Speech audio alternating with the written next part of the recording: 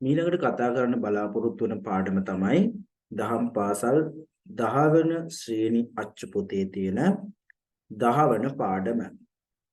කරණීය මෙත්ත සූත්‍රයේ ඉගැන්වෙන පෞරුෂ ලක්ෂණ.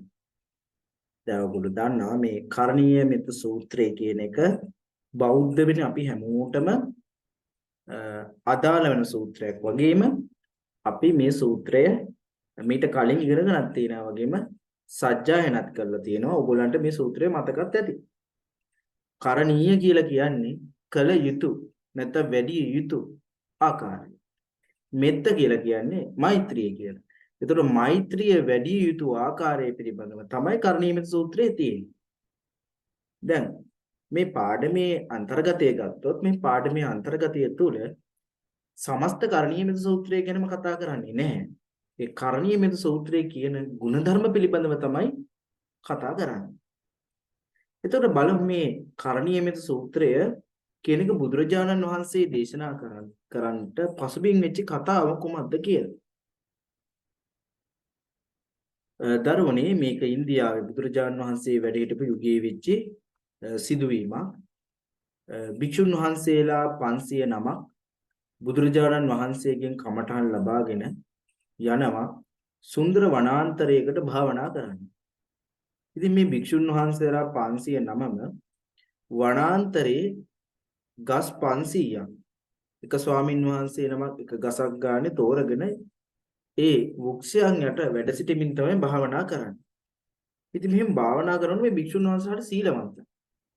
ඉතින් මේ සීලවන්ත භික්ෂුන් වහන්සේලාගේ තියෙන සීලවන්ත භාවයේ හින්දා මේ ගස් වල අරක්ගෙන හිටපු ඒ ගස් නිමහං කරගෙන හිටපු අමනුෂ්‍ය කොට්ටාස දෙවියෝ වෙන්න පුළුවන් යක්ෂයෝ වෙන්න පුළුවන් මේ අයට ඒ රුක් වල ඉන්න බැරුව ගියා. ඒ ගස් වල ඉන්න බැරුව ගියා.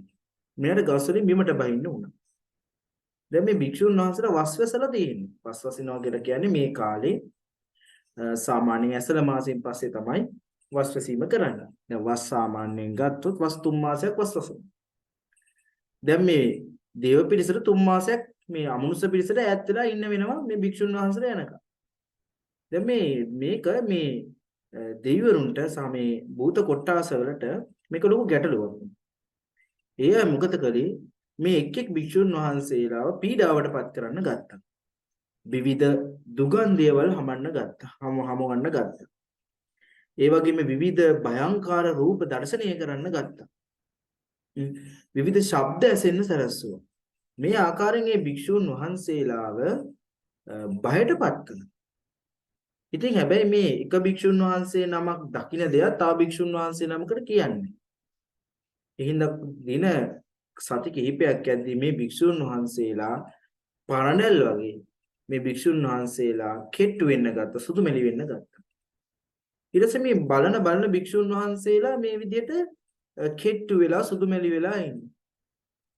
මේ හින්දා භික්ෂුන් වහන්සේලා පිරිස 500 නම රැස් වෙලා මේ පිළිබඳව සාකච්ඡා කරනවා. ඒ අය හැමෝම මේ විදිහට මේ ශාරීරික වශයෙන් දුර්වල වෙලා ඉන්නේ ඇයි කියන්නේ.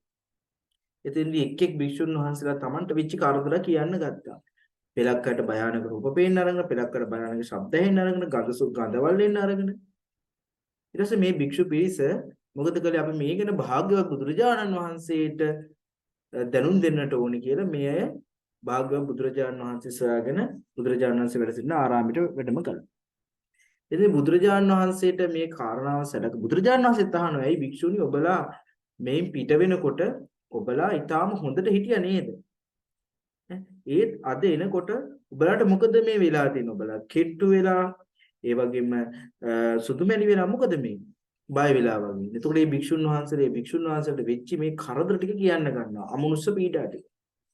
එතෙන් තමයි භාග්‍යවත් බුදුරජාණන් වහන්සේ මේ කරණීය මෙත සූත්‍රය ගැන දේශනා කරන්නේ. ඉතින් බුදුරජාණන් වහන්සේ කියන මේ කරණීය මෙත සූත්‍රය ඉගෙන ගන්න. මේ කරණීය මෙත සූත්‍රයේ තියෙන ආකාරයට මෛත්‍රිය ප්‍රගුණ කරන්න. මේ කරණීය මෙත සූත්‍රයේ තියෙන නිතර පිළිස එකතු වෙලා සජ්ජායනා කරනවා. කියලා භාග්‍යවත් බුදුරජාණන් වහන්සේ කරණීය මෙත සූත්‍රය වදාළා. ඉතින් මේක වර්තමානයේ තුල ආරක්ෂක පිළිතක් වශයෙන් භාවිතා කරනවා අමනුෂ්‍ය උදුරු දුරු කර ගැනීම සඳහා. එතකොට මේ කරණීය මෙත සූත්‍රය කියන මේ ಗುಣධර්ම පිළිබඳව තමයි අපි මේ ඉගෙන ගැනීමක් කියන්නේ. මේ ගුණාංග හඳුන්වා ඇත්තේ අත්ත කුසල යන නමිනි. තම යහපත සලසා ගැනීමට දක්ෂ පුද්ගලයා අත්ත කුසල යන නමින් හැඳින්වේ. එතකොට අත්ත කුසල කියලා කියන්නේ තම යහපත සලසා ගැනීමට දක්ෂ පුද්ගලයාට තමයි අත්ත කුසල කියලා කියන්නේ. තමන්ගේ යහපත, ස්වකීය යහපත, ස්වකීය විමුක්තිය සලසා ගන්න යම් කිසි කෙනෙක් දක්ෂ වෙනවා නම් යාට තමයි අත්ත කියලා කියන්නේ. තමන්නේ අත්ත කුසල කියලා කියන්නේ. ඔහු එම ಗುಣධර්ම අනුගමනය කර චරිතය දියුණු කරගනි. එසේම තම පෞරුෂය සංවර්ධනය කරගනි. යහපත් චරිතවත් පුද්ගලයාගේ සමාජ ඇසුරීම් රටාවද ඊතා යහපත්ය. තමාටත් අනුන්ටත් සිත සලස්වන. එම ಗುಣධර්ම 15 මෙම පාඩමෙන් අපි ඉගෙන ගනිමු. දැන් අපි එක එක ಗುಣධර්මයේ ගැන කතා කරගෙන යමු. දැන් තමන්ගේ යහපත සලසා ගැනීමටත් කැමැති, අන් අයගේ යහපත සලසා ගැනීමටත් කැමැති පුද්ගලයා තුළ සතු විය යුතු ගුණධර්ම වලින් පළවෙනි ගුණධර්මය තමයි මේ කරණීයමෙල් සූත්‍රයේ දැක්වෙන විදිහට සක්කෝ කියන ගුණය. දැන් මේ නිවන් මාර්ගයේ යන පුද්ගලයා විසින් ප්‍රගුණ කරගත යුතු ගුණධර්මයක් තමයි සක්කෝ කියන ගුණය. සක්කෝ කියලා කියන්නේ දක්ෂතාවය, නැත්නම් සක්්‍යතාවය, නැත්නම් හැකියාව කියලා කියනවා. එතකොට මේ හැකියාව කියන වචනය තමයි සක්කෝ කියලා කියන්නේ. අදිෂ්ඨානයේ කැපවීම ධෛර්යය තුළින් අපේ දක්ෂතා උපනංවා ගත හැකියි. අලසකම දියුණුවට බාධාවකි. බුදුදහමේ එය ඉතා මැනවින් විස්තර කර තිබේ. එතකොට දැන් මෙතන කියනවා දක්ෂතාවයේ අපි තුල තියෙනවා. අදිෂ්ඨානයේ කැපවීම කියන කැපවීම ධෛර්යය කියන මේ දේවල් තුලින් අපේ දක්ෂතාවයන් කියන දේවල් අපි උපනම්මවා ගන්න ඕනේ. අලසකම මේ කම්මැලිකම කියන එක දිනුවට බාධාවක්. දැන් බුදුරජාණන් වහන්සේ දේශනා කරන ධම්මපදයේ තුල අලසෝ ගිහි කාම භෝගීන සාදු අසඤ්ඤතා පබ්බජිතෝන සාදු රාජාන සාදු අනිසම්මකාරී යෝ පණ්ඩිතෝ කෝද නෝතන්න සාදුකේ. ඒ කියන්නේ අලසෝ ගිහි කාම භෝගීන සාදු, අලසකම ගිහියාට යහපතක් නොවේ. අසඤ්ඤතා පබ්බජිතෝන සාදු, අසංවරකම පැවිද්දාටත් යහපතක් නෙවෙයි. පැවිද්දාට අසංවරකම ගැලපෙන්නේ නැහැ, සංවර වෙන්නේ. රාජාන සාදු, රජුට ගැලපෙන්නේ නැහැ. අනිසම්මකාරී, විමසන්නේ නැතුව ක්‍රියා කරන. රජෙක් වුණාම හොයලා බලලා විමසලා තමයි ක්‍රියා කරන්න ඕනේ. යෝ පණ්ඩිතෝ ක්‍රෝධනෝ තන්න සාදු. එතකොට බොහෝ උගත් පණ්ඩිත කෙනෙකුට ගැලපෙන්නේ නැහැ කිපෙන සුළු බව, කේන්ති යනකම්. එයා ඉවසීමෙන් කටයුතු කරන්න ඕනේ. එතකොට අලසකම කියලා කියන්නේ ගිහි අයගේ වේවා පැවිදි අයගේ වේවා කාගේ වුවත් දියුණුවට තියෙන ලොකු බාධාවක්.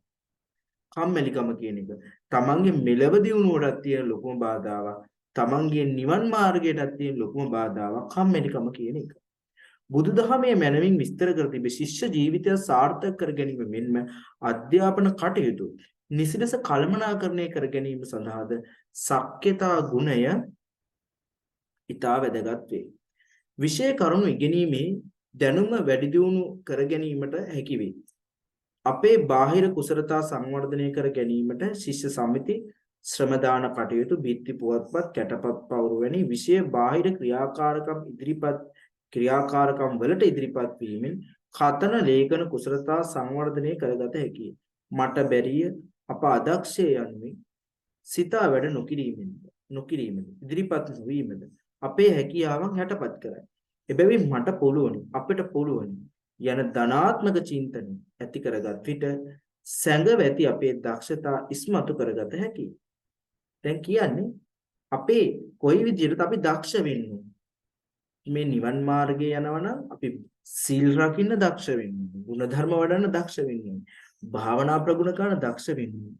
ඒ ආධ්‍යාත්මික වැඩපිළිවෙලේ පියවර පාසාම අපි තුල දක්ෂතාවය තියෙනවා. ඒ කටයුත්ත කරන්න. කම්මැලිකම නැතුව අදිෂ්ඨානයේ වීරිය මේ දේවල් ඉස්සරහට දාන්න. ඒ වගේම තමයි අපේ අධ්‍යාපන කටයුතු කරනකොට අධ්‍යාපන කටයුතු කරනකොට අපි තුල දක්ෂතාවය කියන එක තියෙනවා.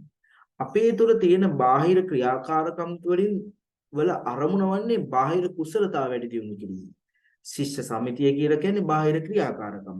ශ්‍රම දාන කියලා කියන්නේ බාහිර ක්‍රියාකාරකම්. බිත්ති පුවත්පත් කැටපත් පවුරු වැනි ඒවා බාහිර ක්‍රියාකාරකම්. ඒවා නිර්මාණය කරලා තියෙන්නේ අපේ කතන හා ලේඛන කුසලතා සංවර්ධනය කරගන්න. එතකොට එවැනි අවස්ථාවක තමන් ඉදිරිපත් නොවි හිටියොත් මට බැරිය අපි ඒකට අදක්ෂයි කියලා මුළු ගැන්විලා හිටියොත් අපි හැමදාම පියවරක් ආපස්සෙන් තමයි ඉන්නේ. පියවරෙන් පියවර ඉදිරියට යන පුද්ගලයන් විදිහට දක්ෂව කටයුතු කරන I can do it මට ඒ කළ හැකි කියලා හිතන්න ඕන. අත්ත කුසල පුද්ගලයා තමන්ට මුහුණ දීමට සිදුවන ගැටලු වල ස්වභාවය හඳුනාගෙන නිවැරදි තීරණ ගනී. එමෙන්න අභියෝග සාර්ථකව ජය ගැනීමට සමත් වේ. මෙවැනි සාර්ථක බවක් ගොඩනැගෙන්නේ තම පෞරුෂය සංවර්ධනය කර ගැනීමෙනි. නිවසේදීද පාසලේදීද සමාජයේ ඕනෑම තැනකදී දක්ෂව කටයුතු කිරීමට හැකි වෙන ආකාරයට තම පෞරුෂය සංවර්ධනය කර ගැනීමට අපේ අවධානය යොමු කරමු. එතකොට ගත්තොත් මේ අපේ පෞරුෂය කියන එක ගොඩනගන්න තමයි මේ පෞරුෂය කියලා කියන්නේ මොකද්ද? පර්සනැලිටි එක. මේ පුද්ගලයෙක් තුළ අතුලාන්තයෙන් පෝෂණය වෙලා තියෙන ඕනේ ගුණධර්මය. ඒක තමයි පෞරුෂය කියලා කියන්නේ. එක ගුණයක් නෙවෙයි ගුණාංග රාශියක්. එතකොට අපි ගත්තොත් අපි ගැටලු වලට මුහුණ දෙනකොට ඒවා ගැටලු වලදී නිවැරදිව තීරණ ගන්නකොට අභියෝග වලට සාර්ථකව ඒවට මුහුණ දෙනකොට මේ හැම දෙයකටම අපිට මේ පෞරුෂ සංවර්ධනය කියන එක වැදගත් වෙනවා. අද ගත්තට පස්සේ මොකක් හරි ප්‍රශ්නයක් වුණාම තියෙන්නේ වහබන දේවල් බෙල්ල වැල දාගන්න ඒවා මේ වගේ දේවල් තියෙන්නේ. එතකොට මේවට යන්නේ නැතුව හරිම ඔප්ෂන් එකට යන්න අපි ගාව තියෙන්න ඕනේ අතුලාන්තයෙන්ම ආපු හොඳ හයිහත්තියක් තියෙන ගුණධර්ම ටිකක්. ඉතින් අපිට ඒ ගුණයක් විදිහට මේ සක්කෝ දක්ෂතාවය එකතු කරගන්න පුළුවන්. ඊළඟ ගුණයේ විදිහට කර්ණීය සූත්‍රයේ දක්වන ඍජු බව. ඍජු කියලා කියන්නේ ඍජු බව. ඍජු බව කියලා කියන්නේ මොකද්ද? අවංක බව ඍජු යන්නේ අදහස වෙයි. මිනිසා සමාජගත සත්වයෙකි. ඔහු සමාජ හැසිරීම රටාවල් යහපත් බවට පත්වන්නේ අවංක බව තුලින්. ඒතර ඍජු වෙනවා කියලා කියන්නේ මොකද්ද? කෙලින්කම. ඒ කියන්නේ අවංක වෙන්න ඕනේ. බොරු කරන්න හොඳ නැහැ. දැන් අවංකකමේ ප්‍රතිවිරුද්ධාර්ථයේ වංකකමනේ වංකකම කියන්නේ වංචාව කියන එකනේ. ඒතර වංචාවට යන්න හොඳ නැහැ. අපි සමාජගත සත්වයෝ මේ සමාජයේ හැසිරෙනකොට අපිත් එක්ක ඉන්න මිනිස්සුන්ට අපි අවංකව කටයුතු කරන්න, වංචා නොකරන්න. අවිශ්වාසයේ සමාජ සම්බන්ධතා බිඳ වැටීමට හේතු වෙයි. කියන දේ කරන හැටියට කියන පුද්ගලයෝ අවංකය ඍජුයි. ඔහුගේ අදහස් සහ ක්‍රියාකාරකම් අතර වෙනසක් නැහැ. අනුන් නොරවටන හෙතෙම ගරු බුහුමන් ලබයි. එබැවින් සමාජයෙන් චෝදනා නොලබා ජීවත් වීමට අප උනන්දු වෙමු. එතකොට අපි අවංක වෙන්න ඕනි. වංචනික නොවෙන්න ඕනි. කියන දේ කරන්න ඕනි. කටින් කියලා කියන දේ කටින් කියන්නේ එක දෙයක්, කරන්නේ තව දෙයක් නක්. කරන්නේ තව දෙයක්, කියන්නේ තව දෙයක් නක්. ඒ දෙක දෙපැත්තරම දිලා හිතන්නේ තව දෙයක් නක්. එතන තියෙන්නේ වංචාව. ඒතර කියන දේ කරන කෙනා ඍජුයි. එයා හරි ඍජුයි, කෙලින් පුද්ගලෙක්. එයා අවංකයි. ඒ වගේම කරන දේ කියන පුද්ගලයා අවංකයි. අපි බඳු ආකාරයට වෙන්නේ. ඒ බඳු ආකාරයට නොවුනොත් වංචනික පුද්ගලයා සමාජයෙන් ගැරහුමට චෝදනාවට ලක් වෙනවා. ඒ අපේ ඇස් කන අපිට පේන දේ. එතකොට අපි වටිනා කෙනෙක් බවට පත් වෙන්න අපි ගාව අවංකකම කියන එක තියෙනවා. බොරුවෙන් ඈත් වෙන්න ඕනේ. කවුරු රවට්ටන්න හොඳ නැහැ බොරු කියලා. කෙලින් කතා කරන්න පුළුවන්කම තියෙනවා.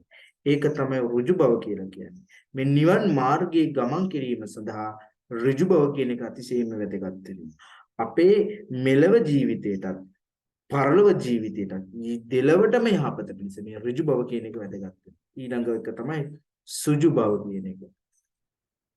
සුජු තමාට අවංක වීම වඩාත් ඍජුව කටයුතු කිරීම ඍජු බව යන්නේ සුජු බව යන්නේ අදහස් වේ.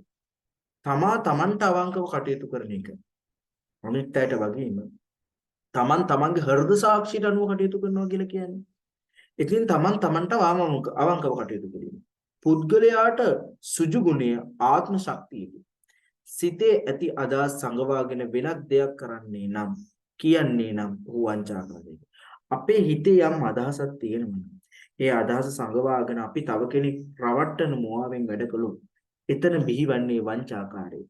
අද වර්තමානයේ වංචාකාරයෙන් පිළිලා පාසලද දහම් පාසලද වෙන තැනක්ද පොලේද කඩේද හැමතැනම. ඇයි එහෙම වෙලා තියෙන්නේ? එහෙම වෙලා තියෙන සුජුකම කියන සුජු කියන ගුණය. සුජුකම කියලා කියන්නේ තමන්ට අවංක වීම. ඍජු බව කියලා කියන්නේ එතන අවංකකම කියන පොදු වචනේ තියෙන. සුජු කියලා කියන්නේ තමන්ට අවංක වෙන එක. තමන් හිතන දේ මොකද්ද? හිතන දේ සංගවා ගන්නතෝ ඒක හිතන දේට අනුකූලව කටයුතු කරන එක. එතකොට බොරුවෙන් කියන එකේ මිදිර. මේකට කියන හෘද සාක්ෂියට අනුව කටයුතු කිරීම කියන මේ සුජු කියන ගුණය. ලේසියට මතක තියාගන්න හෘද සාක්ෂියට අනුව කටයුතු කිරීම සුජු ගුණය. තමාට අවංක වීම. මේ නිවන් මාර්ගයේ ගමන් කරන්නේ තමාට අවංක පුද්ගලයෝ. තමන්ට කෙලෙසයක් හටගත්තාම රාගසිතක් හටගත්තාම රාගසිතක් හටගත්තා කියලා දැනගෙන ඒ ප්‍රහාණය කිරීමට කටයුතු කිරීම. එහි ආදීනවේ දැකීමට කටයුතු කිරීම. තමන්ට අවංක වීම.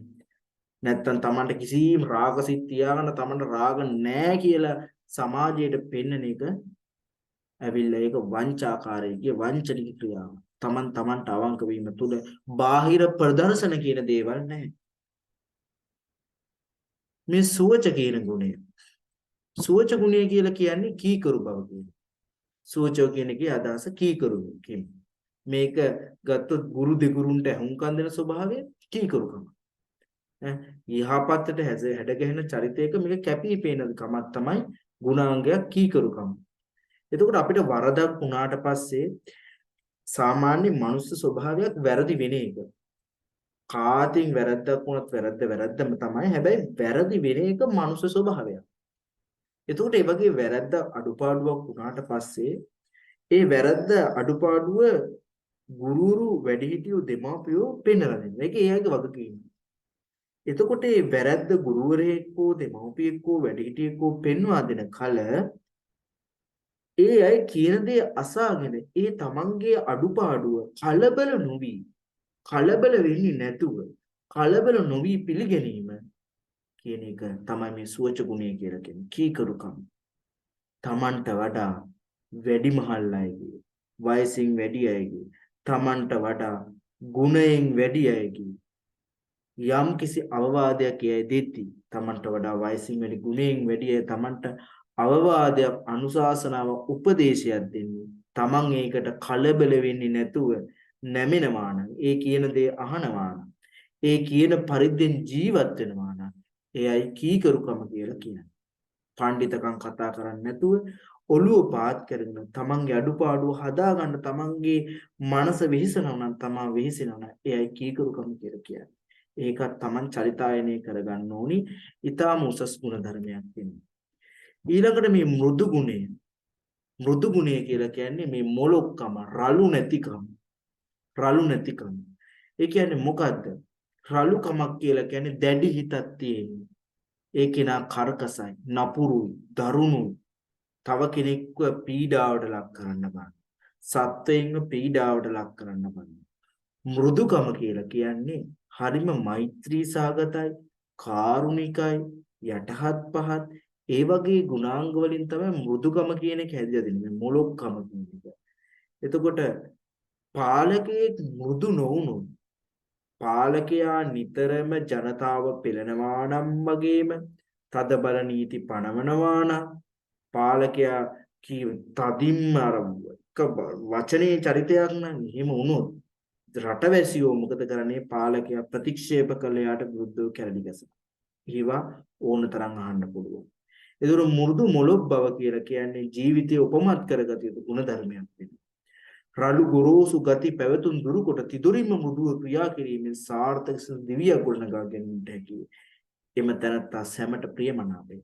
මේ මෘදුකම කියලා කියන්නේ මොකක්ද? එතකොට රළු බවින් තොර බව, තමන් දරුණු බවින් තොරකම, දැඩි බවෙන් තොරකම, කාරුණික බව, ඒ වගේම මෛත්‍රී සාගත බව, ඉවසීම, මේ වගේ ගුණාංග රසක් එකතු වෙලා කෙනෙක්ව මල් පෙත්තක් වගේ මෘදු කරනවා.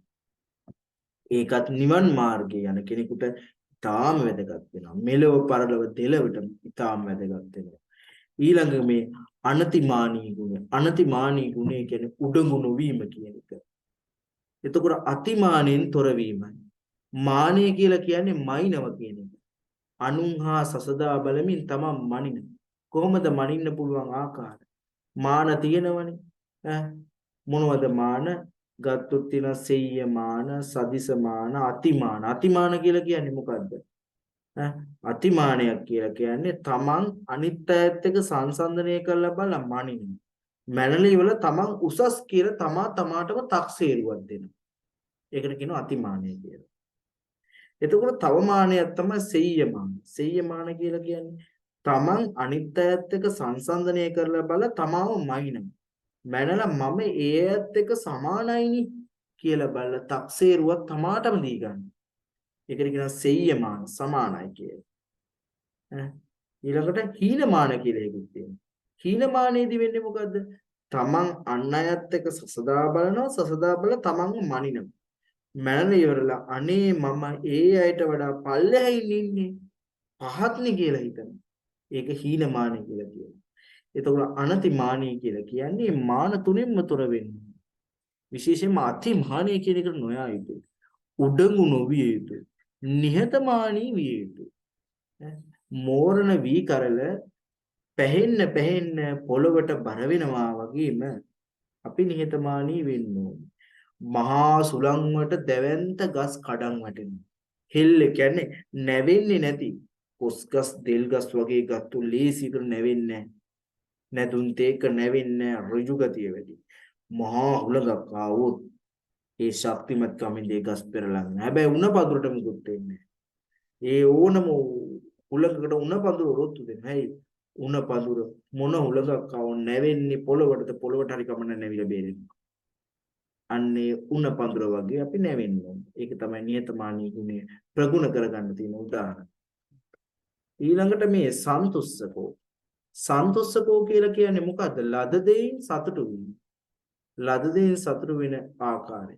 අපිට ලැබෙන ආහාරයෙන්, අපිට ලැබෙන ඇඳුම් පැළඳුම් වලින්, අපිට ලැබෙන කීර්ති ප්‍රශංසා වලින් වෙනවා. අපි ඒවෙන් සතුටු වෙලා තෘප්තිමත් වෙලා ඉන්න ඕනේ කියන එක. බුදුදහමේ මේක තුන් ආකාරයකට සටහන් කරලා තියෙනවා. යතා ලාභ සන්තුට්ටි, ලද දෙයින් සතුටු වීම කියන එක. යතා බල සන්තුට්ටි, තමන් මහන්සියෙන් ලැබෙන දෙයින් සතුටු වීම. දැන් තමන්ට ලැබුණු මොකක් හරි දෙයක් තියෙනවනේ ඒකේ සතුටු වෙන්න පුළුවන්. ඒක යතා ලාභ සන්තුට්ටි. යතා බල සන්තුට්ටි කියන බල කියන්නේ තමන්ගේ බලයෙන්, තමන්ගේ මහන්සියෙන් තමන් දෙයක් ලබා ගත්තොත් ඒකින් සතුටු වීම. යතා සාරුප්ප සන්තුට්ටි කියලා තව එකක් තියෙනවා. යතා සාරුප්ප සන්තුට්ටි කියන නිවැරදි පරිභෝජන රටාවක් මගින් ලබන සතුට.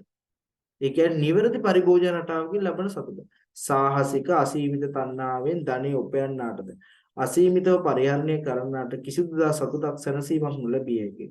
අපේ මූලික අවශ්‍යතා ඉටු කර ගැනීමට සම්පත් අවශ්‍ය වේ. තම හැකියාව මත ලැබෙන තරමින් සතුටු වීමට අපි පුරුදු විය යුතුයි. ඒ කියන්නේ මෙතනදී කියන්නේ තමන්ගේ පරිභෝජන රටාව තුළින් සතුටු වීම. ඒ කියන්නේ අධික විදියට තණ්හාවට ගිහිල්ලා පුළුවන් තරම් ධනයක් උපයන්නේ නැතුව, ඒ වගේ මේ ධනෙ අසීමිත විදියට පරිහරණය කරන්න යන්නේ නැතුව අපි ඉන්න ඕනේ මධ්‍යස්ථව. එහෙම අසීමිතව තණ්හාව පස්සේ යන කෙනත් අසීමිතව ධනය පරිහරණය කරන කිසිදා සතුටෙන් තෘප්තියෙන් සැනසීමෙන් ඉන්නේ නැහැ. අපිට තියෙන ආහාර, ඇඳුම් පැළඳුම්, ජලය, නිවාස කියන මේ මූලික අවශ්‍යතා ඉටු කර ගැනීමට සම්පත් අවශ්‍ය වෙන ඒ ලැබෙන අයුරින් තමන් ඒකට හුරු පුරුදු වෙන්න ඕනි. ලද දෙයින් සතුටු වෙන්න ඕනි. ලැබුණු දෙයින් සතුටු වෙන්න ඕනි. ඒක තමයි මේ ගුණේ, මේ සන්තුට්ඨිකෝ කියන ගුණය තුලින් කතා කරන්නේ. මේක උසස් ගුණයක්. මොකද නිවන් මාර්ගයේ යන කෙනාට මේ ගුණය අතිශයම වැදගත්. මොකද නිවන් මාර්ගයේ යන්න බෑ දරුවනි.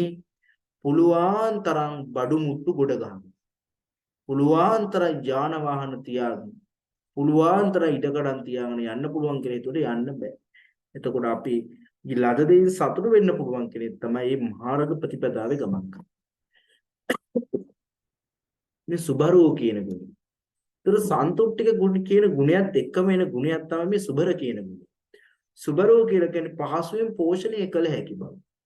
දැන් ඔයගොල්ලන්ගේ දෙමෝපියන්ට පුළුවන්කම තියෙනනේ ඔයගොල්ලෝ පහසුවෙන් පෝෂණය කරන. කොහොමද එහෙම පෝෂණය කරන්න පුළුවන්කම ලැබෙන්නේ? මේ ඕගොල්ලෝ දකින ඇඳුම් පැළඳුම් විලාසිතාව ඉල්ලනවා නම් ඕගොල්ලෝ පහසුවෙන් පෝෂණය කළ හැකි ඇයිද නැහැ? ඕගොල්ලෝ පහසුවෙන් පෝෂණය කළ හැකි ඇයි නෙමෙයි. ඕගොල්ලෝ දකින දේවල් පස්සේ යනවා නම් දකින දේවල් ඉල්ලනවා නම් ඕගොල්ලෝ පහසුවෙන් පෝෂණය කළ හැකි අය නෙමෙයි. එහෙනම් පහසුවෙන් පෝෂණය කළ හැකි අය මොනවද? ඒ අය හැම වෙලෙම ඒ අය Tamanට අර ලැබෙන දේ ලද දේ සතුරු වන වාසයේම ඔය ලොකු ලොකු දේවල් වැඩිපුර හොයාගෙන යන්න හොඳ නැහැ. Tamanට දැරිය හැකි ආකාරයෙන් ජීවත් වෙන්න. ඒක තමයි පහසුවෙන් පෝෂණය වෙනවා කියලා කියන්නේ. ඒක සුබරතා කියන ගුණයට ඉවහල් වෙන දෙයක් තමයි මේ පහසුවෙන් පෝෂණය වීම කියලා කියන්නේ. Tamanට කන්න තමන්ගේ අම්මා තාත්තගේ හැකියාව හැටියට කන්න දෙන්න පුළුවන් පොල් සම්බෝලයි බතු විද ඒක කාලේ ඉන්න වෙරින්න රස මසූලු ඉල්ල දෙමව්පියන් වද කරන්න හොඳ නැහැ. එහෙම වද කරොත් ඒක පහසුවෙන් පෝෂණය කළ හැකි ගුණය නෙමෙයි. ඒක මහා ගුණයක්. සුබර කියලා කියන්නේ මහා ගුණයක්. ඒ ගුණේ යුක්ත කෙනෙක් තමයි නිවන් මාගේ යන්නේ නිසා. එයාට තමයි ලොකු ගමනක් තියෙන්නේ.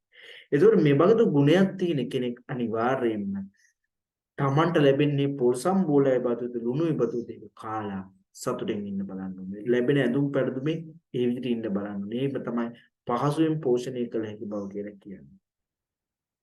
ඊළඟට අප්ප කිච්ච කියලා ගුණයක් තියෙනවා. කොහොමද මේ අප්ප කිච්ච කියලා කියන්නේ? අප්ප කිච්ච ගුණය. අප්ප කිච්චෝ කියලා කියන්නේ නිවන් මඟ යන්න අපේ අනිකුත් වැඩ කටයුතු කරගන්න වැද ඉවහල් වෙන ප්‍රධාන ගුණයක්. අප්ප කිච්චෝ කියන ගුණය. අප්පකිච්චෝ කියලා කියනවා කටයුතු වල තියෙන අඩු බව කියනවා. ඒ කියන්නේ රාජකාරි වල තියෙන අඩු බව. ඒ කියන්නේ කාර්ය බහුල කෙනෙක්. කිසිම විවේකයක් නැති කෙනෙක්. ගත්තොත් ඒ අය නිතරම ජීවත් වෙන ડિප්‍රෙසර් එකේ. මානසික පීඩනේ අසහනේ පීඩිත වෙලා යයි. එතකොට ඒ කායික හා මානසික වශයෙන් සුවයක් ලබන්නේ. මානසික වශයෙන් ඊයට හරි නිින්දකුත් නැහැ. රෑ නිින්දක් නැහැ. කොයි විදිහට දුකින් ඉන්නේ. කෑමක් කන්න හිතෙන්නේ නැහැ. ඒතර කායික අවශ්‍යතාව පැත්තෙන් ගත්තොත් එයාට හරියට වැසිකිලි කැසිකිලි කරගන්න බෑ. කොණ්ඩේ යනවා, ඇහිබැම යනවා, කෙට්ටු වෙනවා. මේ වගේ ප්‍රශ්න ගොඩාක් ඇති වෙනවා. තමන් අධික විදිහට කාර්ය බහුල වෙන්න ගත්තොත්. අප්ප කිච්චෝ කියලා කියන්නේ කටයුතු වල අඩු බව. අපි හැම වෙලෙම වැඩ කටයුතු කරන්න ඕනේ යම් කිසි සැලැස්මකට අනුව ප්ලෑන් එකට අනුව Tamanට කරන්න පුළුවන් ප්‍රමාණයේ වැඩ තමයි කරන්න ඕනේ. දැන් හැම වැඩක්ම බාර අරගෙන කරන්න ගියොත් ඒක Tamanට දීලා තියෙන කාලෙත් එක කරන්න අමාරුයි. Taman පීඩනයටපත් වෙන එක විතරයි වෙන්නේ. එහෙනම් කටයුතු වලින් අඩු බව තියෙනවා. විවේකී බව හොඳම දේ. විවේකයේ කියන එක අපිට තියෙන්නේ. ඒක කායික වේවා මානසික වේවා සුවතාවයට ඉතාමත් වැදගත්කමක් තමයි විවේකයේ කියන ගුණය. මේ අප්පකිච්චෝ කියලා කතා කරන්නේ බඳු ඒ ගුණය ගැන විවේකයේ කියන ගුණය ගැන. එතකොට නිවන් මාර්ගයේ යන කෙනෙක් තුළ මේ විවේකයේ කියන දේ තියෙන්නේ. බණ දහම් ප්‍රගුණ කරන්න. භාවනාව වඩන්න. දහම් පර්යයන් සජ්ජායනය කරන්න. ධර්මය අසන්න. ධර්මයේ මෙනෙහි කරන්න. මේ හැම දෙයකම ඒ කෙනා ගාව තියෙන්න ඕනේ විවේකයේ කියන එක. එතකොට කටයුතු වලින් පීඩිත වෙලා ඉන්න කෙනෙකුට නිවන් මාර්ගයේ යන්න අමාරුයි. එයාගේ අනිකුත් වැඩ කටයුතු කරගන්න අමාරුයි. ඊළඟට බලමු සල්ලෝක වෘත්ති කියන ගුණය කියන එක. මොකද්ද මේ කියන්නේ? පක්ෂයකට පියාපත් බර පමණක් ඇතිව පියාසර කරන්නා මෙන් ජීවත් වෙන බුදුදහමේ උගන්වයි. සිද්ධි මහා බරක් නැතුව කටයුතු කිරීමට ඉගැන්වයි. එසේම පුද්ගලයා භෞතික හා ආධ්‍යාත්මික දියුණුව සලසා ගැනීමට උපකාරී වේ. එවැනි පුද්ගලයන් සමාජයට ඉතා වැදගත්. මොකද්ද මේ කියන කතාව? සල්ලෝක වෘත්ති. ඒ කියලා කියන්නේ සැහැල්ලු දිවි පෙවෙතක් එයාට තියෙනවා කියන එක. සල්ල කියලා කියන්නේ සැහැල්ලු. එතකොට පක්ෂියෙකුට තියෙන්නේ පියාපත් බර විතරයි. පියාපත්තට බර විතරයි. එයාට බරකට තියෙන්නේ. ඒ වගේම මේ නිවන් මාර්ගයේ යන භික්ෂුවකට එයාට තියෙන්න ඕනේ බර මොකද්ද? සිව්පසේ බර විතරයි. භික්ෂුවට මොනවද තියෙන්න ඕනේ දේවල්? ගත්තොත් මොනවද? සිව් තුන් සිවුරයි පාත්‍රේ ඔච්චරයි භික්ෂුවකට තියෙන්නේ. ඔయిత වැඩි බඩු බාණ්ඩ තිබ්බොත් එයා සල්ලෝක වෘත්ති වෙන්නේ නැහැ. එයා මොකද මොන දැන් ගිහියා ගත්තොත් ගිහියා මොනරෙක් වගේ. ගිහියා මොනරෙක් වගේ කියලා කියන්නේ මොනරට ඉගිල්ලෙන්න බෑ දරුවනි. මොනරගේ තියෙන දැවැන්ත පිළි වයි වාරණ දැවැන්ත පිළි කරබේ. හැබැයි භික්ෂුව හංසෙක් වගේ. හංසයට ඕනම විලකින් තවත් විලකට පියා බාගෙන යන්න පුළුවන්. ඇයි හංසයට තියෙන පියාපතු තටු දෙකේ බර විතරයි. එයාට එයාගේ ඇඟේ යට ලොකු බරක් නෙවෙයි. අන්න ඒ වගේ අපි මේ ආධ්‍යාත්මික ගමනක් යනවා නම් අපි තුල තියෙන හොඳ ගුණධර්ම සල්ලෝපොත්තේ කියලා කියන්නේ. ඒ කියන්නේ සැහැල්ලුවෙන් ජීවත් වෙන්න. අනවශ්‍ය බඩු භාණ්ඩ ගොඩාක් පටවගෙන ජීවත් වෙන එක නෙවෙයි මෙතනදි කතා කරන්නේ. බඩු භාණ්ඩ වලින් තොර වෙලා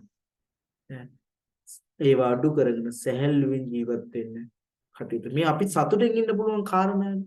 මෙයා තීරණ ගැන සතුටින් ඉන්න පුළුවන්. ඊළඟට සන්තින්ද්‍රියෝ කියන ගුණය.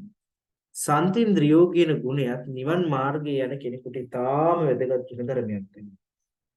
ඒ කියන්නේ සන්තින්ද්‍රියෝ සන්ති කියලා කියන්නේ මොකද්ද? සංවර බව. මොනවයේ සංවර බවද? ඉන්ද්‍රියෝ ඉන්ද්‍රියන්ගේ සංවර බව. සංවර වූ ඉඳුරන්ගේ යුක්ත බව තමයි සන්තින්ද්‍රියෝ කියලා කියන්නේ. එතකොට මොනවද අපිට තියෙන ඉන්ද්‍රියන් හයක් තියෙනවා? ඇස, කන, නාසය, දිව, කය, මනස කියලා ඉන්ද්‍රියන් හයක් තියෙනවා. මේ ඉන්ද්‍රියන් හය සංවර කර ගැනීම කියලා කියන්නේ මොකද්ද? ඒවේ ආස්වාදයේ සීමාවල් තියන්නේ. ඒ කියන්නේ ඇස සංවර කර ගන්නවා කියලා කියන්නේ මොකද්ද? ඇසට පේන්නේ රූප. හැබැයි අපේ ඇස් ඉස්සරහට එනවා ලස්සන රූපයක්. අපේ හිත ඇදිලා යන රාගය අවුස්සන. ඒතර අපි ඒවට ඇස් පියා ගන්න ඕනද නැහැ. ඒ රූපෙ දිහා බලන්න. ඒ රූපේ ආස්වාදයක් තියෙන එකේ තියෙන ලස්සනකම. හැබැයි ඒකේ ආදීනවයක් දකින්න. ආදීනවෙ මොකද? ඒ නැති ඇතිවි නැතිවි යනවා. ඒ අනිත්‍ය දෙයක්. ඒක මනුෂ්‍ය රූපයක් හෝ වෙනත් රූපයක් නම් ඒ තුල තියෙන්නේ මොනවද? දෙතිස් කුණුප කොටස්. කුණුප කොටස් 32ක් ඒ තුල තියෙනවා. එතකොට ඇහැ සංවර වෙනවා. කනින් මිහිරි ශබ්ද ඇහෙන්න පුළුවන්. එතකොට ඒව කනට ඇහෙනවා ඔටෝමැටිකලි. කන සංවර කරගන්නේ කොහොමද? ඒ තුලින් රාගය ඇවිස්සීගෙන එනකොට රාගයට යට නොවී හිත පාලනය කරනවා. ඒ ආදීනවේ දකින්න. මේ ශබ්දේ මේ මිහිරි ශබ්දේ තව ස්වල්ප මොහොතකින් නැති වී යන්න පුළුවන්. මේවා හේතුවක් නිසා ඇතිවෙච්ච දේවල්. මේ කනත් හේතුවක් නිසා ඇති වුනේ. මේ ශබ්දයත් හේතුවක් නිසා ඇති වුනේ. ඒක හිතන්න. මේක තමයි කන සංවර කරගන්නේ. නාසයත් ඒ වගේ සංවර. නාසයට ගඳ සුවඳක් දැනෙනකොට ඒක නුවණින් විමසලා බලන්න. මේ ගඳ සුවඳ නිට්ටයව පවතින ස්ථිරව පවතින දෙයක්. අනිත්‍ය වෙලා යන දෙයක්. මේ හේතුවක් නිසා හටගත්තු නාසයක් හේතුවක් නිසා හටගත්තු ගඳ සුවඳ. එතකොට මේ විදිහට නාසය සංවර කරගන්න. දිවට රසය දැනෙනවා. ඒ තුළ රාගය ඇවිස්සෙන්න යන නොදී. මේ දිවට දැනෙන රසය තව ස්වල්ප මොහොතකින් නැතිව බඩට ගියාට පස්සේ නෑ. එහෙනම් මේක අනිත්‍ය දෙයක්. දිවත් අනිත්‍යයි, රසයත් අනිත්‍යයි. දිව සංවර කරගන්න. ඊළඟට කයට දැනෙන පහසත් ඉබඳුයි. තමන්ගේ කයට දැනෙන පහසත් ඊටාම සිනිදු සිව්මැලි පහසක් තමයි ලැබෙනවා. මේකත් తాවකාලිකයි, අනිත්‍යයි. මේ කයත් අනිත්‍යයි, මේ පහසත් අනිත්‍යයි. කය සංවර කරගන්න. මනසත් ඉබඳුමක. මනස සංවරයෙන් යොදව ගන්න ඕනේ. එතකොට මේ සිත ආස්වාදයට පමණක් යවන්නේ නැතුව ආස්වාදයේ තුලින් අපි එන්න ඕන ආදීනවය ගන්න. ඒ ආදීනවය දකින්න මේ අනිත්‍ය භාවය. අනිත්‍ය දේවල් වල තියෙන දුක්ඛිත භාවය. ඒ දුක්ඛිත දේවල් තමන්ගේ වසඟේ පවත්වීමට නොහැකිකම. ඒකට තමයි අනාත්ම භාවය. ඒව දකින්න පුළුවන්. එතකොට අපේ ඉන්ද්‍රියන් පිනවීමට අපි අහු වෙන්නේ නැහැ. ඉන්ද්‍රියන් සංවර කරගන්න පුළුවන්කම ලැබෙනවා වගේ. පස්කම් සෝහේ ගිජු නොවි කටයුතු කරන්න හැකියාව ලැබෙනවා. එතකොට නිපක කියන ගුණය කියන්නේ නුවණැති බව. නුවණැති බව. ඒක තමයි නිපක කියන ගුණය. මොකද්ද මේ නුවණැති බව කියලා කියන්නේ?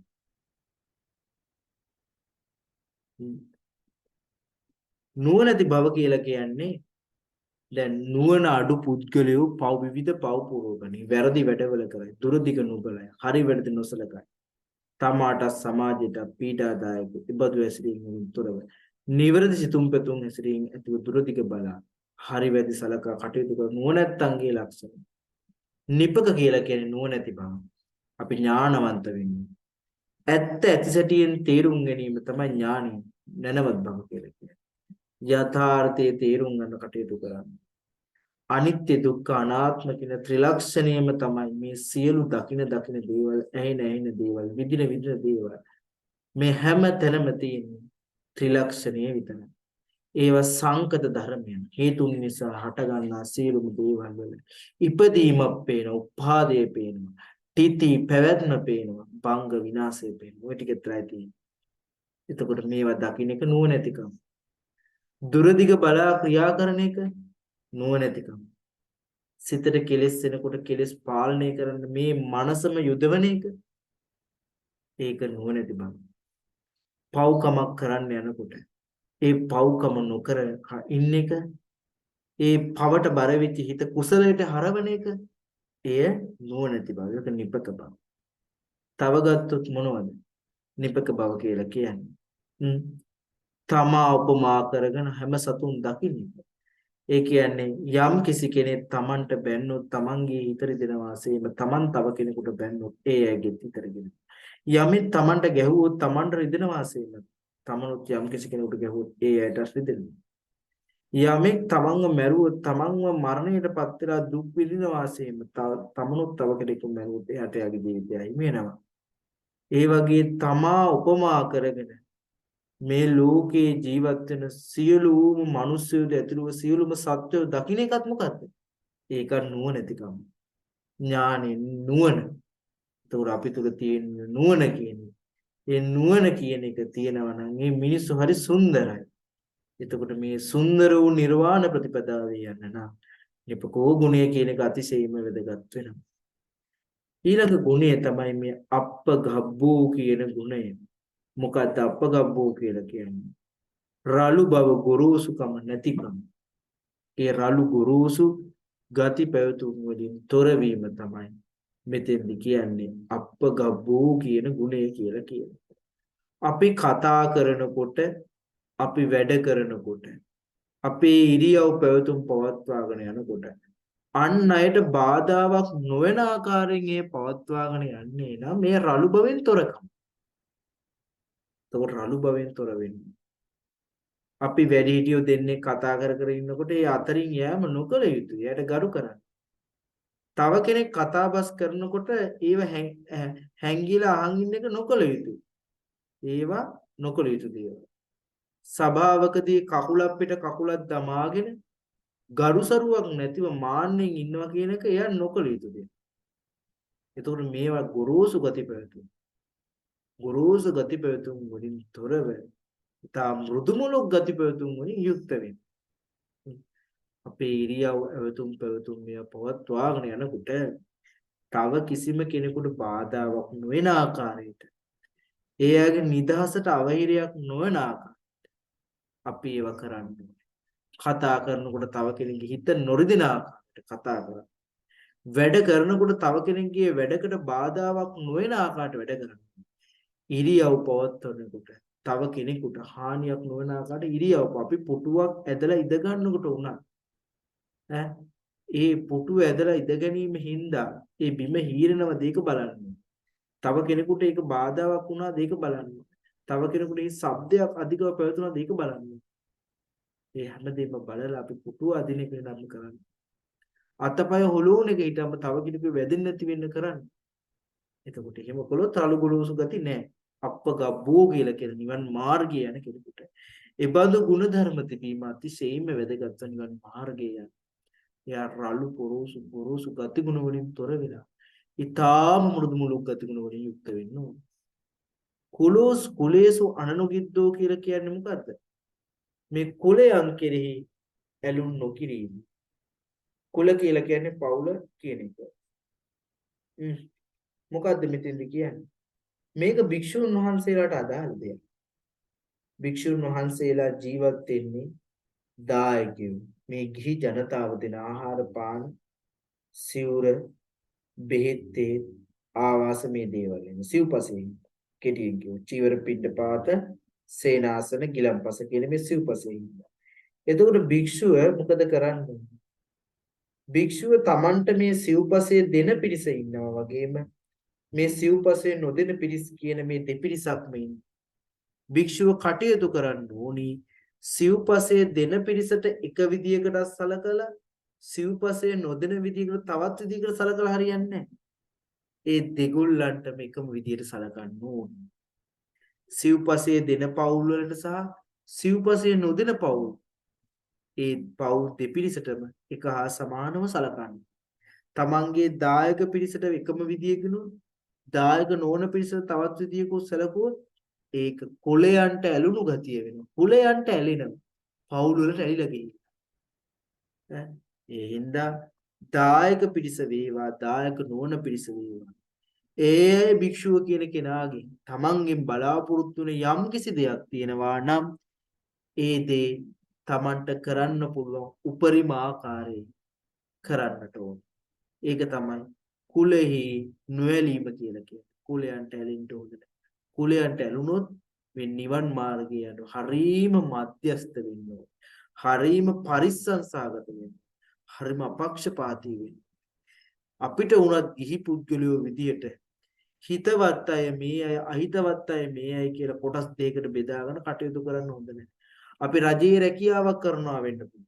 අපි ශිෂ්‍ය නායකයෝ වෙන්න පුළුවන්. අපි යටතේ ඉන්නවා අනිත් ළමයි. එතකොට ඒ ළමයි අතරින් මේ මගේ යාළුවා මේ මට බත් එක ගෙනත් දීපු එක්කිනා මේ මට සල්ලි දෙන එක්කිනා කියලා අපි එහෙම බෙදා ගන්න හොඳ නැහැ. එහෙම බෙදාගෙන අපි යාට වැඩිපුර සලකලා අනිත් අයට විතරක් නීතිය ක්‍රියාත්මක කරන්න කියලා හරියන්නේ. නීතිය නම් සෑමෝටම සාධාරණව නීතිය ක්‍රියාත්මක කරන්න. සලකනවන හැමෝටම එක වගේ සලකන්න. තමන්ගේ යුතුයකම් හා වකින් හැමෝටම සාධාරණ විශ්ත කරන්න. කට්ටියක් බෙදාගෙන කට්ටියකට හොඳට සලකනවා. තවක් කට්ටියකට අඩුවෙන් සලකනවා. තවක් කට්ටියට සලකන්නේම නැහැ. ඒ වගේ එක එක හැදි වලින් බෙදලා හරියන්නේ නැහැ. බෙදනවා නම් හැමෝටම එකම හැදෙන්න බෙදන්න. කුලවලට ඇරෙන්න ඕනේ. පැවිද්දාටත් එහෙමයි ගිහියාටත්. ගිහියත් තමන්ට පක්ෂපාතී අය මේ අය තමන්ට පක්ෂපාතී නොවන අය මේ අය කියලා දෙකට බෙදාගෙන තුනට බෙදාගෙන සලකන්න හොඳ නැහැ. එහෙම සලකන්න ගියොත් ඒ සංස්ථාව වැඩි කල යන කලින් මිදිලා තමනුත් ප්‍රතික්ෂේපිත පුද්ගලයෙක් බවට පත් වෙනවා. තමන් ප්‍රතික්ෂේප වෙනවා සමාජයේ. හැමෝටම සාධාරණව සලකන්න පුළුවන් මිනිස්සය තමයි කවදත් මේ රගමඩල තුර රැඟුනේ. ඊළඟට නචකුද්දන් සමාචරයේ කියන ගුණධර්මය ගැන කතා කරමු. නචකුද්දන් සමාචරයේ කිංචීන විඤ්ඤූ පරේ උපවදෙය්‍ය. මේ කියන්නේ කුද්දන් කියලා කියන්නේ මොකද්ද? කුඩා වූ සමාචරයේ කිංචීන විඤ්ඤූ පරේ උපවදෙය්‍ය. නුවණ විඤ්ඤූ පරේ උපවදෙය්‍ය කියන්නේ විඤ්ඤූ පරේ උපවදෙය්‍ය කියන්නේ දෝෂාරෝපණය කරන විඤ්ඤූ කියලා කියන්නේ විඤ්ඤූ කියලා කියන්නේ නුවණ ඇතියයි. ඥානය තියෙන අය විඥානවත්යි. මේ නුවණ තියෙන අයගෙන් දොස් ලබන්න පුළුවන් කුඩා වරදක්වත් නොකළ යුතුයි. මහා ඥානවන්ත නුවණ තියෙන ගුණධර්ම තියෙන උසස් පුද්ගලයෙක්ගේ බැනුම් අහන්න වෙන දොස් අහන්න වෙන කිසිදු ආකාරයේ කුඩා අල්පෙනෙත්තක තරම්වත් වරදක් නොකළ යුතුයි කියන එක තමයි නචකුද්දන් සමාජයේ කිච්චින විඤ්ඤෝ පරිපෝදියුම් කියලා කියන්නේ. මොකද්ද මේකෙන් කියන්නේ? භික්ෂුවක් නම් ඒ භික්ෂුව සාම්නේර නමක් නම් දස සීලයේ තියෙනවා. මේ දස සීලේ එකදු ශික්ෂා පදයක් හෝ කුඩා ශික්ෂා පදයක් ලෙස නොසලකා ආරක්ෂා කළ යුතුයි. එතකොට නුවණැත්තු ගරහනවද නැහැ? උපසම්පදා භික්ෂුන් වහන්සේලාට කෝටියක් සංවර සීලය කියන අදි සීල සංඛ්‍යාතයේ තියෙනවා. සිල්පද 227ක් තියෙනවා. මේ සිල්පද 227 ඇතුලේ මේවා කුඩා ශික්ෂා පදනි මේවා කැඩුවාට එච්චර ප්‍රශ්නයක් නැහැ කියලා කඩන්න හොඳ නැහැ. කුඩා ශික්ෂා පදයක් වුණත් කැඩුවොත් නුවණැති බහුශ්‍රතය ඒ භික්ෂුවට මොකද්ද ගරහන්න පුළුවන්. ඔබ දුසිල්වතෙක් වුණා ඔය ශික්ෂා පදේ කඩලා කියලා. එහෙනම් මොකද කරන්නේ? මේ කුඩා අනු කුඩා ශික්ෂා පදයක් හෝ නොකඩාගෙන සිටින්න. ඒක තමයි. එහෙම හිටියොත් නුවණැතියකින් දොස් අහන්න වෙන්නේ නැහැ. දැන් තමන් කල්පනා කරන තමන්ට නුවණැති අය බයින්නේ තමන්ගේ අකීකරුකමක් හින්දා හෝ තමන් වැරදි යාළුවා ඇසුරු කරන හින්දා හෝ තමන් අනවශ්‍ය විදිහට වියදම් කරන නිසා හෝ ඒ වගේම තමන් පරපණ ආදී සතුන් මරන නිසා හෝ තමන්ට නුවණැති කෙනෙක් බයිනවා නම් තමන්ගේ බැනීමෙන් බේරෙන්නේ කොහොමද? ඒ දේ නොකර ඉඳලා. සත්තු මරණ කෙනා සත්තු මෙරීමෙන්ද සත්තු මරණ කෙන නුවණැති අය ප්‍රශංසා කරනවද? ප්‍රශංසා කරන්නේ නැහැ ගරහන. හොරකම් කරන එක නුවණැති අය ප්‍රශංසා කරනවා නෑ ගරහන. කාමෙහි වරදවා හැසිරීම නුවණැති අය ප්‍රශංසාවට ලක් කරන දෙයක්ද? නෑ. ඒ ගරහනවා.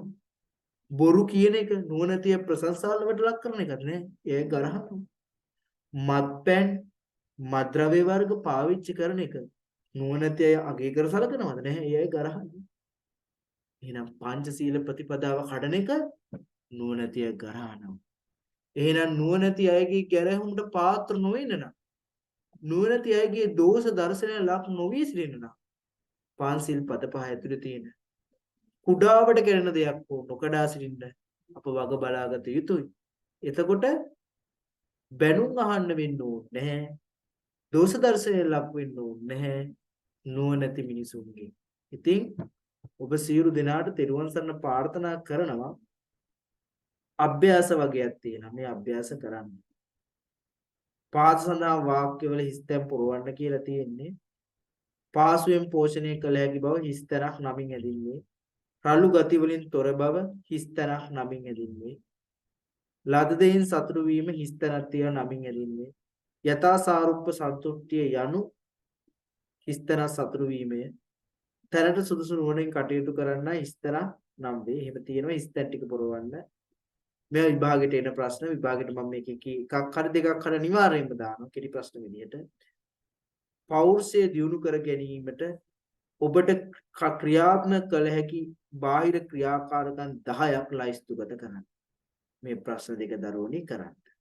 ඉතින් සියලු දරුවන්ට තෙරුවන් සරණ හා දීර්ඝායුෂය ප්‍රාර්ථනා කරමි. මම පාඩම අවසන් කරනවා. තෙරුවන් සරණයි.